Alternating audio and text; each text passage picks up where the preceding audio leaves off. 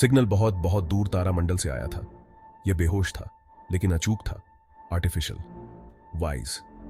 इसने ब्रह्मांड के माध्यम से फुसफुसाते हुए हमारे अपने से परे एक सभ्यता की होपों और सपनों को ढोया। अरेसीबो वेधशाला के वैक्नोलॉजिक दंग रह गए। वे डिकेडों से सुन रहे थे, अलौकिक जीवन के बेहोश संकेत की तलाश कर रहे थे। अब उनके धैर्य का फल मिला था। ब्रह्मांड ने बात की थी। खोज की खबर जंगल की आग की तरह फैल गई। मानवता ने अपनी सांस रोक ली।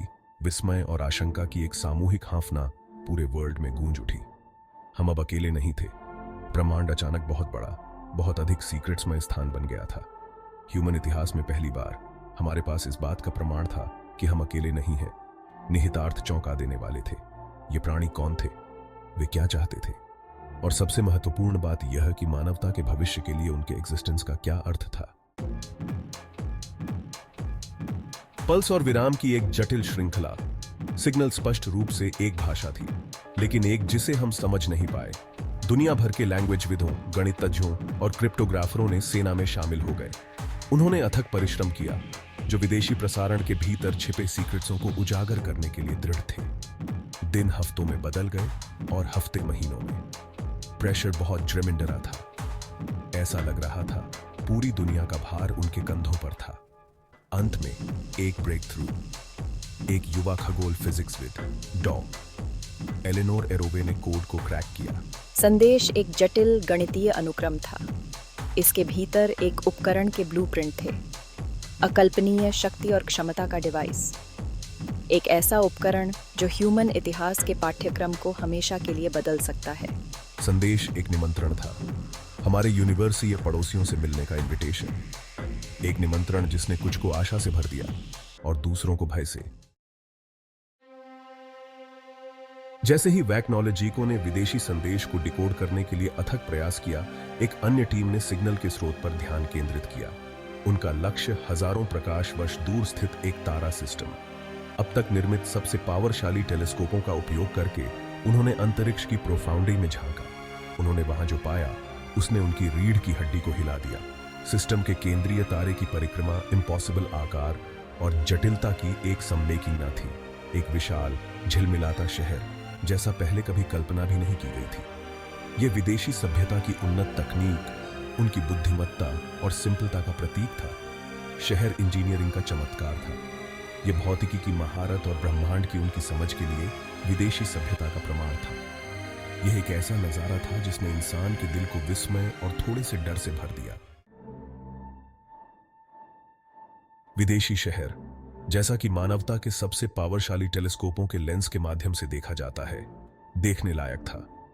यह प्रकाश और ऊर्जा का एक घूमता हुआ भंवर था, जो हमारे अपने से कहीं आगे एक उन्नत तकनीक का प्रमाण था। मीनारें अकल्पनीय ऊंचाइयों तक पहुंचती हैं, जो प्रकाश के झिलमिलाते धागों से जुड़ी होती है। विशाल सम्मेलनाएं, उनका उद्देश्य अज्ञात है, एक फीरानक चमक के साथ स्पंदित होती हैं। ऐसा लग रहा था कि शहर गुरुत्वाकर्षण को धता बता रहा है। इसकी सम्मेलनाएं शून्य में सहजता से तैर रही हैं। यह प्रकाश और गति का एक सिम्फनी था, जो प्रकृति के नियमों पर विदेशी सभ्यता की महारत का प्रमाण था। इसके एग्जिस्टेंस ने ब्रह्मांड के बारे में हमारी समझ को ही चुनौती दी है। शहर जीवित था, एक ऐसी ऊर्जा के साथ स्पंदित हो रहा था जो सुंदर और फीरानक दोनों थी। यह स्पष्ट था कि हम एक ऐसी सभ्यता के काम को देख रहे थे जो हमसे कहीं अधिक पुरानी, कहीं अधिक उन्नत थी। एक सभ्यता जिसने ब्रह्मांड के सीक्रेट्सों में महारत हासिल कर ली थी। विदेशी सभ्यता की खोज ने पृथ्वी पर एक फिरंकर बहस छेड़ दी। क्या हमें उनके संदेश का जवाब देना चाहिए या चुप रहो? अंतरिक्ष की जाइगैंटिकता में छिपा हुआ है। कुछ लोगों ने तर्क दिया कि एक श्रेष्ठ सभ्यता के साथ संपर्क डिस्ट्रक्शनकारी हो सकता है, जिससे हमारे शोषण या हमारे विनाश का कारण बन सकता है। दूसरों का मानना था कि इन उन्नत प्राणियों से सीखना, उन तक पहुंचना हमारा कर्तव्य है। उन्होंने तर्क किया कि वैक्नोलॉजिक और ब्रेथ क्रिटिक दोनों तरह के संभावित लाभ रिस्कों से कहीं अधिक हैं। दुनिया ने देखा और इंतजार किया। मानवता का भविष्य अधर में लटका हुआ है। बहस चलती रही, मानवता को पहले जैसा कभी नहीं बांटा। कुछ ने एलियंस को एक खतरे के रूप में देखा, जबकि अन्य ने उन्हें एक अवसर के रूप में देखा। दुनिया का भाग्य उस फैसले पर टिका था जो किया जाएगा। विदेशी संदेश में केवल ब्लूप्रिंट से कहीं अधिक था। इसमें एक निमंत्रण भी शामिल था, बैठक के लिए रिक्वेस्ट। एक एकल निर्देशांक अंतरिक्ष के विशाल विस्तार में स्पंदित होता है। निर्देशांक ने हमारे सौर मंडल के किनारे पर बर्फीले विशाल नेपच्यून के पास एक स्थान को इंगित किया। यह एक लंबा शॉट था, खतरे और अनिश्चितता से भरी जर्नी। लेकिन अज्ञात का आकर्षण हमारे यूनिवर्सीय पड़ोसियों से मिलने का मौका विरोध करने के लिए बहुत मजबूत साबित हुआ।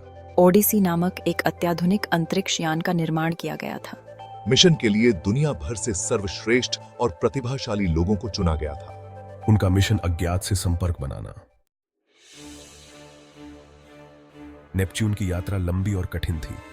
ईयर्सों तक, एक दशक तक फैला रहा, क्योंकि ओडिसी मानवता की होपों और सपनों को लेकर अपने गंतव्य की ओर बढ़ा। ऑन बोर्ड वैज्ञानिकों, इंजीनियरों और अंतरिक्ष यात्रियों के एक विविध समूह चालक दल ने मुठभेड़ के लिए सावधानी पूर्वक तैयारी की। उन्होंने विदेशी संदेश का अध्ययन किया, हर विवरण पर ध्यान दिया। उन्होंने अपना अभिवादन करने का अभ्यास किया, इस उम्मीद में कि शांति और सद्भावना का संदेश दिया जा सके। और उन्होंने प्रतीक्षा की। उनके दिल प्रत्याशा और घबराहट के मिश्रण से धड़क रहे थे। अंतरिक्ष की जाइगेंटिकता उन पर हावी हो गई। ब्रह्मांड की भव्य योजना में उनके छोटे से जहाज की तुच्छता की निरंतर याद हाथ आती है। लेकिन उनकी आत्माएं ऊंची रही, इस ज्ञान से भर गई कि वे इतिहास रच रहे थे। जैसे ही ओडिसी निर्तोरेंटित निर्देशांक पर पहुंचा, चालक दल पर सन्नाटा छा गया। वहां शून्य में निलंबित ऐसी लुभावनी ब्यूटीफुलता और इम्पॉसिबल जटिलता की वस्तु थी जिसका वर्णन करना कठिन था। यह एक बर्तन था, लेकिन जैसा उन्होंने पहले कभी नहीं देखा था। यह झिलमिलाता और स्पंदित होता था, एक ऐसी रोशनी से जीवंत होता था जो भीतर से निकलती हुई प्रतीत होती थी। और फिर एक आकृति उभरी, लंबा और पतला, पॉलिश की हुई चांदी जैसी त्वचा के साथ। यह एक अलौकिक कृपा के साथ चला गया। उसकी आंखें बड़ी और काली, 1000 जन्मों के ज्ञान को समेटे हुए प्रतीत होती थी। यह विदेशी सभ्यता का राजदूत था। राजदूत की आवाज जब उसने बात की तो उनके दिमाग में गूंज उठी। ये शब्दों की भाषा नहीं, बल्कि विचारों और भावनाओं की भाषा थी। राजदूत ने शांति और समझ की बात कही, ज्ञान और अनुभव साझा करने की इच्छा की। विदेशी राजदूत ने मानवता को एक उपहार भेंट किया, एक छोटा सरल उपकरण, ह्यूमन हाथ से बड़ा नहीं। यह ज्ञान का भंडार था। राजदूत ने अंडरस्टैंडिंग आया, जिसमें उनकी सभ्यता का संचित ज्ञान है। इसके भीतर उन सवालों के जवाब थे जिन्होंने सहस्राब्दियों से मानवता को त्रस्त किया था। ब्रह्मांड के रहस्य, बीमारियों का इलाज, असीमित ऊर्जा की कुंजी, यह सब और बहुत कुछ डिवाइस के भीतर समाहित था। यह अकल्पनीय मूल्य का उपहार था, विदेशी सभ्यता के परोपकार का प्रमाण था। यह एक ऐसा उपहार था जो एक भारी रिस्पॉन्सिबिलिटी के साथ आया था। डिवाइस के भीतर ज्ञान पावरशाली था। इसका उपयोग अच्छे या बुरे के लिए किया जा सकता है। पसंद, राजदूत ने जोर देकर कहा, पूरी तरह से हमारा था। दुनिया ने सांस रोककर देखा, क्योंकि ओडिसी का दल अपने कब्जे में विदेशी उपकरण के साथ पृथ्वी पर लौट आया। मानवता को विभाजित करने वाली बहस अब चरम पर पहुंच गई है। क्या हमें यह उपहार स्वीकार करना चाहिए, या ये बहुत खतरनाक था? निर्णय कष्टदायक था। संभावित लाभ बहुत बड़े थे, लेकिन जोखिम भी थे।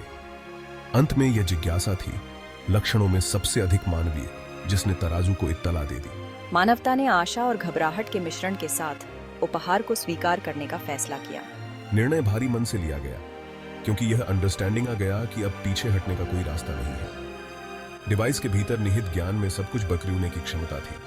मानवता का भविष्य अब इसके बुद्धिमान और जिम्मेदार उपयोग पर टिका है। एक बार सक्रिय होने के बाद विदेशी उपकरण ने दुनिया पर ज्ञान की एक धार छोड़ दी। इसने ह्यूमन जीवन के हर पहलू में क्रांति ला दी। बीमारियों का उन्मूलन हुआ, ऊर्जा समस्याओं का समाधान हुआ, और ब्रह्मांड के बारे में हमारी समझ हमारे बेतहाशा सपनों से भी आगे निकल गई। लेकिन उपहार का असली इंपैक्ट कहीं अधिक गहरा गया। इसने ह्यूमन विचारों में एक पुनर्जागरण को जन्म दिया, प्रबुद्धता का एक नया युग। अब हम वही प्रजाति नहीं थे जिन्होंने पहली बार विदेशी सभ्यता से संपर्क किया था। हम कुछ और थे। मुठभेड़ ने हमें अपनी स्पेसीजों की क्षमता, उन ऊंचाइयों को दिखाया था जिन तक हम पहुंच सकते हैं यदि हम अपने मतभेदों को दूर करते हैं और साथ मिलकर काम करते हैं। यह मानवता के लिए एक नया सवेरा था, आश्चर्य और संभावना का युग। और जैसे ही हार्ट से सितारों को देखा, हम जानते थे कि हमारी यात्रा अभी शुरू ही हुई है।